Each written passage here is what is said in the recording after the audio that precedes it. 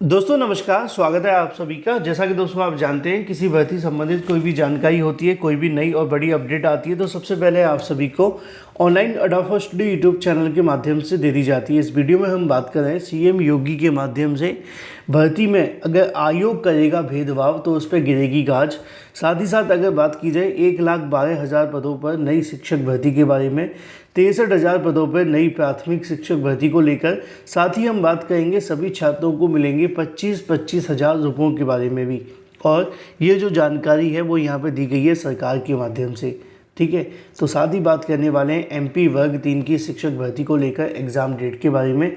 एक एक करके सारी अपडेट हम कवर करेंगे। चैनल को सब्सक्राइब करके बेल आइकन को दबा लेना और वीडियो को लाइक कर देना, जिससे कि आपको रियल ऑथेंटिक जानकारी online adopter study YouTube channel के माध्यम से मिलती रहे। सीधे शुरुआत करते हैं पहली और बड़ी अपडेट के साथ, यानी कि सीएम योगी के बयान को लेकर।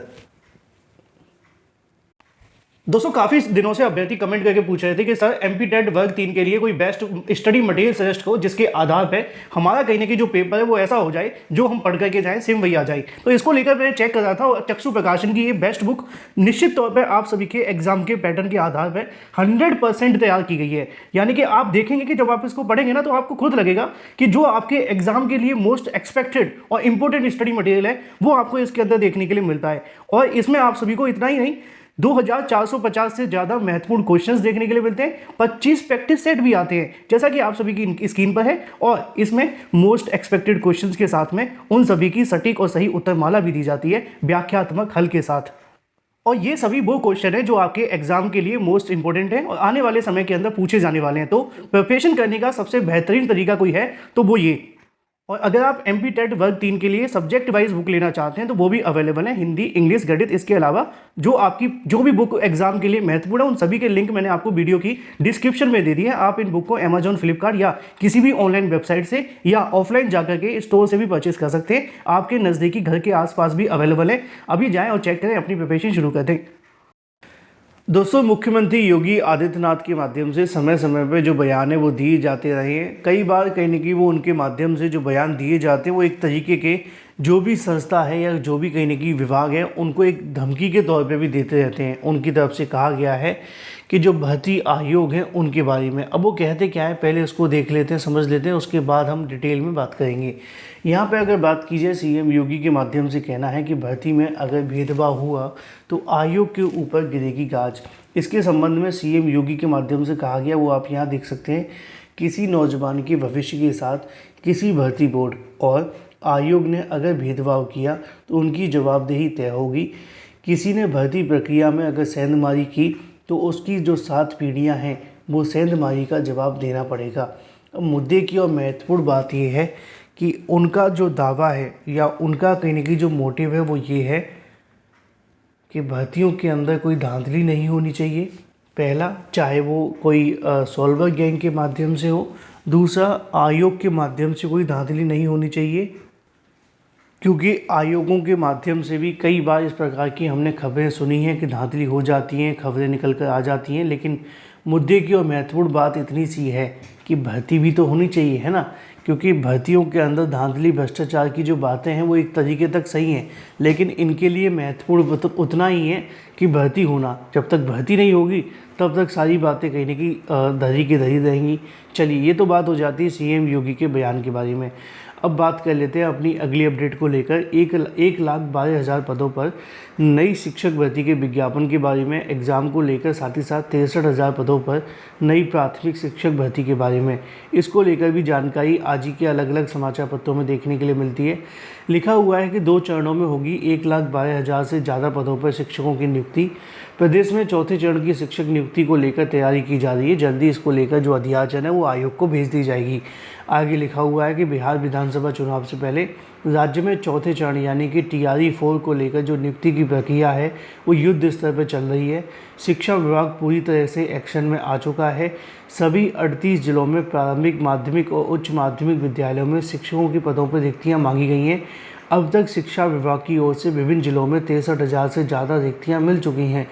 हर जिले में विषयवार रिक्तियाँ ली जा रही हैं। दर्जन भर जिले में रोस्टर क्लियरेंस की वजह से शिक्षकों की कहने की रिक्तियाँ जो है वो अधर में लटकी हुई हैं। शिक्षा विभाग का अनुमान है कि सभी जिलों में प्राथमिक से लेकर उच्च शिक्षा माध्यमिक शिक्षकों के 1,12,000 से अधिक पदों पर रिक्तियां मिलने की संभावना है। शिक्षा विभाग की ओर से एक अधिकारी ने बताया कि सरकार के स्तर से चौथे चरण की टीआरई 4 की शिक्षक नियुक्ति। माइक में थोड़ी सी गड़बड़ी आ गई थी।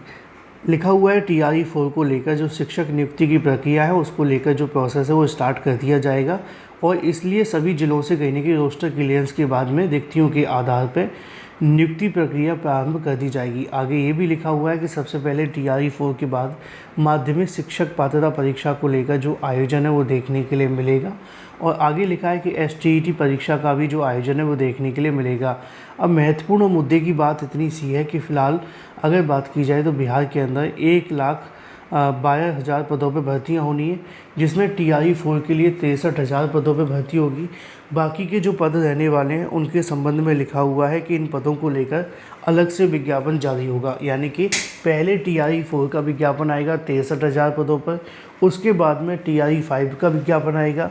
टीआरई 5 के अंदर तकरीबन आप सभी के लिए जो पद रहने वाले हैं वो भी इसके आसपास ही रहेंगे, 60,000 या कुछ।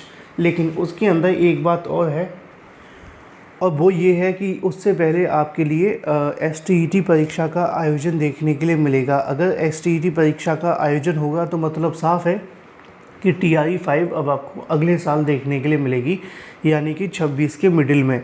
तो ये तो बात हो जाती है टीआरई 4 और टीआरई 5 के बारे में। कुछ अभ्यर्थी अवश्य सोच रहे होंगे क्या सर इसमें उन अभ्यर्थियों को भी आवेदन मिलेगा जो बाहरी राज्य के होंगे। देखो अभी के लिए मैं आपको कह सकता हूँ हाँ मिलेगा। कैसे मिलेगा, किस तरीके से मिलेगा, इसकी जानकारी मैं आपको और दे दूँ। देखो होता क्या है कि कोई भी सरकार डोमिसाइल लागू करती है ना, अगर पहले की तरह लागू कर दिया कि बिहार का निवासी होना चाहिए तो वो ख़त्म हो जाएगी कैसे भी नहीं कैसे करके, ठीक है ना। कैसे ख़त्म होगी, कोर्ट के थ्रू होगी, आप जानते हैं, लेकिन हो जाएगी।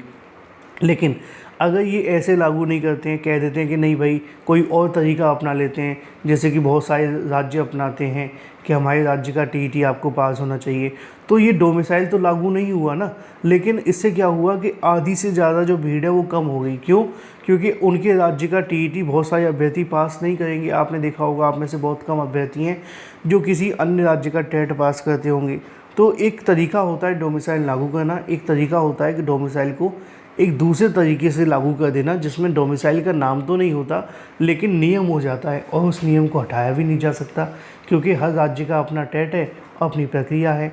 चलिए बात कर लेते हैं अपनी अगली अपडेट के बारे में, जो कि संबंधित है एमपी वर्ग 3 को लेकर। एमपी वर्ग 3 की आवेदन चल रहा है। अगर आप आवेदन करना चाहते हैं तो 31 तारीख तक आवेदन कर सकते हैं, ठीक है। उसके बाद आपकी जो परीक्षा होगी वो आपको देखने के लिए मिलेगी अक्टूबर तक। Thank you for watching this video.